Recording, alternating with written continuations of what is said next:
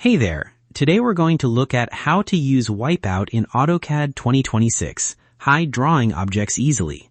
So let's get started. First, type Wipeout in the command line to start the command. Over here, you can also find the Wipeout tool in the Annotate tab on the ribbon. Then, activate the command and open the Wipeout creation options. After that, choose how you want to create the Wipeout shape. Over here, select the polyline option if you already have a closed polyline.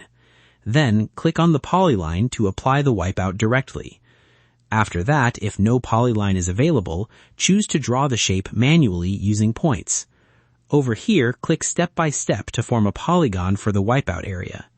Then, apply the wipeout and see it placed on top of your drawing. After that, right-click the wipeout and go to Draw Order. Over here, select Send to Back to move the wipeout behind other objects. Then, adjust visibility of the wipeout frame using the System variable or command line. After that, toggle the frame on or off based on your preference. Over here, you can also right-click the wipeout and change frame settings. Then, continue using Wipeout to clean and organize your drawings efficiently. And that wraps it up. Appreciate you watching. See you in the next.